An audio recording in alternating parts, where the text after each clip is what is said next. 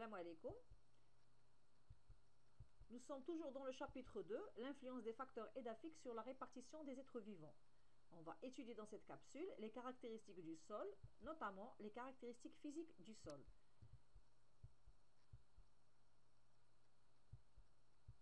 Alors, les caractéristiques du sol. Nous avons vu précédemment que les sols sont différents et ils diffèrent par la terre qui les constitue. Puisque le sol est un milieu riche en matières minérales et organiques en proportions variées, les caractéristiques physiques et chimiques changent bien sûr d'un sol à l'autre. La question qu'on se pose, quelles sont les caractéristiques physiques et chimiques du sol? Nous allons commencer par les caractéristiques physiques du sol. Tout d'abord, l'analyse granulométrique du sol. Pour ceci, nous allons effectuer une petite manipulation qui consiste à mettre 50 g de terre fine dans une éprouvette, d'ajouter de l'eau en quantité suffisante afin de recouvrir largement la terre, agiter puis laisser décompter et on obtiendra le résultat que vous voyez dans l'image. Alors, on revient à notre résultat d'expérience. Alors, les résultats de l'expérience de la sédimentation ont permis la distinction entre plusieurs constituants qui diffèrent au niveau de la couleur, du diamètre, formant ainsi des petites couches. Donc, comme vous voyez dans le schéma, on a du gravier, du sable grossier, c'est-à-dire avec de grosses particules, du sable fin, du limon, et puis de l'argile toujours en suspension dans l'eau qui nécessite plus de temps pour se déposer. Et tout à fait en haut, on a des débris de végétaux, c'est de la matière organique qui n'est pas encore décomposée. Le tableau que nous allons voir montre les différents constituants qu'on peut trouver dans le sol avec leur diamètre respectif. Donc on peut trouver dans le sol des blocs allant jusqu'à plus de 20 cm de diamètre. On pourra trouver des pierres allant de 7,5 à 20 cm. Des cailloux dont le diamètre varie de 2 à 7,5 cm. Des graviers dont le diamètre varie de 2 à 20 mm. Des sables grossiers, des sables fins, des limons grossiers, des limons fins et de l'argile dont les particules ont un diamètre inférieur à 2 micromètres. C'est pour ça qu'on a vu tout à l'heure qu'ils restent en suspension dans l'eau parce que ces particules sont très légères et ne se déposent qu'après une longue durée. Donc le sol est constitué principalement de particules minérales telles que l'argile, le limon et le sable en proportions différentes. Donc retenez bien, donc les particules minérales ou bien la partie minérale du sol est constituée de trois constituants essentiels, l'argile, le limon et le sable. Donc on passera maintenant à l'étude de la texture du sol. Donc, on détermine la texture du sol en calculant le pourcentage des limons, des argiles, des sables et en les reportant dans le triangle textural. La texture du sol ne tient pas compte du calcaire et de la matière organique. Donc pour ceci, normalement, pour faire cette étude, on doit éliminer la matière organique et le calcaire. Donc il y a différentes façons d'éliminer ces deux matières. Et on ne gardera que les trois principaux ou bien les trois principales matières minérales qui sont l'argile, le limon et le sable. Par exemple, dans ce bocal, vous voyez que le sable constitue 60%, le limon constitue 30% et l'argile constitue 10%. Si on fait la somme, ça fait 100%. Donc, comment on va trouver la texture de ce sol qu'on vient d'étudier? Donc, ce sol, on va reporter ce pourcentage dans ce triangle textural. D'abord, c'est un triangle équilatéral dont les côtés sont isométriques et qui contient à l'intérieur des zones qui représentent les types de sols qu'il y a à peu près dans la nature. Et on va voir comment on va faire. Donc, si par exemple le sable constitue 60%, on cherchera le pourcentage de sable. Donc, le pourcentage de sable, il est là. Il va de 0 à 100. Donc, toutes les droites tracées représentent un pourcentage. Nous, on a 60%, donc on va chercher.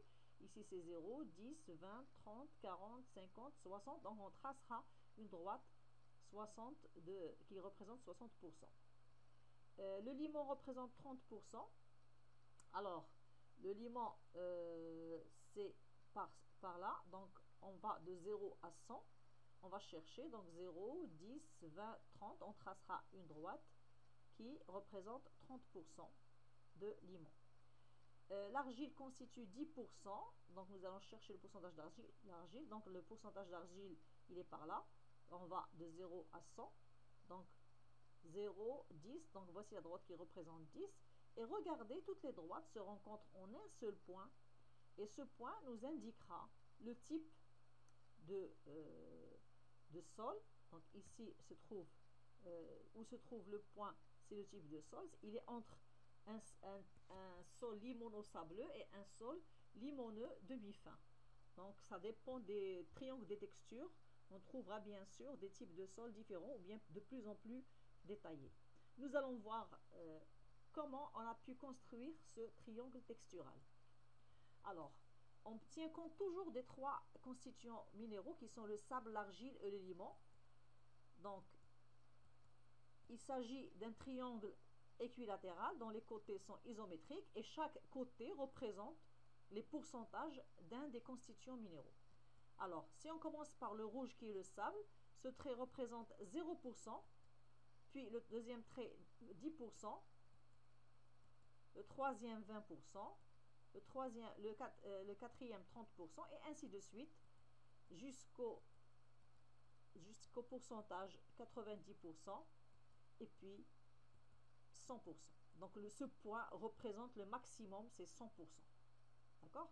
Donc si un sol est constitué de 100% de sable, il se trouvera ici, donc c'est du sable carrément. Alors l'argile est représentée par la couleur moutarde. Alors nous allons commencer par le premier trait qui représente 0% d'argile. Alors le suivant 10%, le suivant 20%, 30%, 40%, 50%, 60%, 70%, 80% pardon, et 90%. Et enfin, le dernier point, c'est 100% d'argile. Donc, ce point représente 100% d'argile. Regardez, normalement, les droites qui représentent les différents pourcentages d'un constituant sont parallèles à la base qui est en face du sommet. Regardez, ici, on a le sommet. Donc, on a ici le sommet et en face, on a la base. Donc, cette base, elle représente 0. Le sommet représente 100%. Et en allant de la base vers le sommet, le pourcentage augmente. Donc, nous allons voir maintenant en ce qui concerne pour le limon. Donc, le limon, on a le premier trait qui correspond à 0%. Voilà. Et le suivant, il représente, le voici. Le voici suivant représente 10%. Le suivant 20%, le suivant 30%, le suivant 40%, et ainsi de suite jusqu'au pourcentage 90%, et puis le dernier point qui représente 100% de limon. Alors nous allons représenter un sol. Donc on va essayer de déterminer la texture d'un sol dans la composition granulométrique, dont 10% en argile, 30% en limon et 60% en sable. Alors voici notre triangle textural, le voici. Donc regardez ici le pourcentage de sable, il va de 0 à 100. Donc ce n'est pas toujours le même ordre. Donc vous pouvez trouver le sable ici, ici ou bien ici. Et de même pour les autres constituants minéraux. Alors on a ici le sable. Donc ce point représente 100% de sable. Pour l'argile, ce point représente 100% d'argile. Et pour le limon, ou les limons, ce point représente 100% de limon.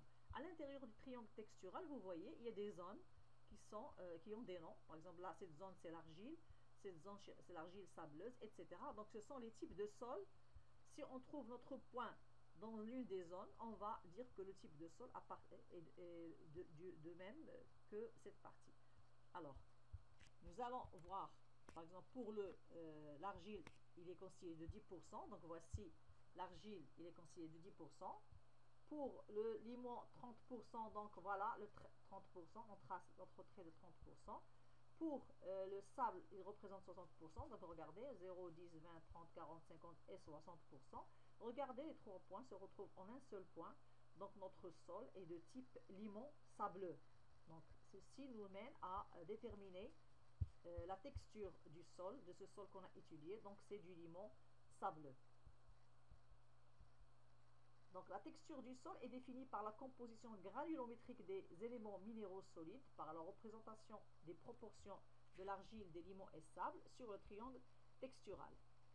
Alors la structure du sol maintenant. La structure du sol, elle tient compte d'autre chose, elle tient compte de l'agencement des particules du sol qui le constituent. On a 3 types de sol selon la structure. On a la structure particulière, la structure compacte et la structure grumuleuse. On va voir chaque cas à part. Alors pour la structure particulière, elle est constituée, regardez, il y a seulement des grains de sable et des lacunes entre ces grains de sable. Il n'y a pas de ciment qui les soude. Alors cette structure particulière est composée de particules de grand diamètre et donc de grande porosité qui ne retiennent pas l'eau. Donc la deuxième structure, c'est la structure compacte. Là, on a des éléments de sable, mais entre les éléments de sable, on a de l'argile qui relie ces éléments de sable. Alors dans cette structure, les grains de sable sont liés avec de l'argile. Le sol a un aspect homogène, les particules sont étroitement reliées et donc moins de porosité. La troisième structure, c'est la structure grumeleuse. Donc regardez, on a des grumeaux, un assemblage de particules. Dans ces grumeaux, il y a des porosités, c'est-à-dire des petits pores, des petits espaces. Et entre les grumeaux, il y a aussi de l'espace. D'accord? Donc, la structure grumeleuse est composée de particules minérales et de particules humiques qui permettent la formation d'agrégats. Donc, ce sont ces agrégats dont je vous ai parlé.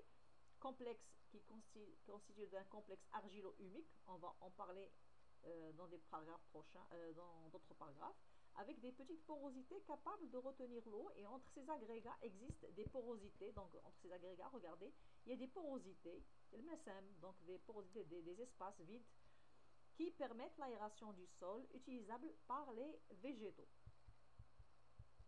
Alors, si on compare ces 3 structures, donc la structure particulière a de grandes porosités. Donc la rétention d'eau, elle est très très faible. Donc il n'y aura pas d'eau. Vous connaissez le sable. Donc quand on verse de l'eau dans le sable, il s'infiltre et il ne reste pas dans le sol sableux. Donc est-ce qu'il est favorable ou défavorable à l'agriculture? Bien sûr, il est défavorable. On ne peut pas planter des végétaux. Pour la structure compacte, il n'y a pas de porosité, il n'y a presque pas de porosité. La rétention d'eau est très très grande, donc tellement grande qu'elle va nuire aux végétaux. Donc bien sûr, c'est un sol défavorable à l'agriculture. Mais pour la structure grumeleuse, puisqu'il y a des agrégats et à l'intérieur de ces agrégats, il y a de l'espace et entre ces agrégats, il y a de l'espace, on a de grandes porosités, on a la rétention de l'eau, elle est bonne, donc il est favorable, ce type de sol est favorable à l'agriculture. Donc la structure d'un sol fait référence à la façon dont les particules sable, limon et argile sont disposées les unes par rapport aux autres. Donc c'est la définition de la structure d'un sol. On distingue entre 3 types de structures de sol, compacte, particulière et grumeleuse. La structure la plus favorable au bon développement agricole est la structure grumeleuse car elle présente plusieurs avantages, une bonne aération, une bonne rétention d'eau et un bon développement de l'appareil racinaire.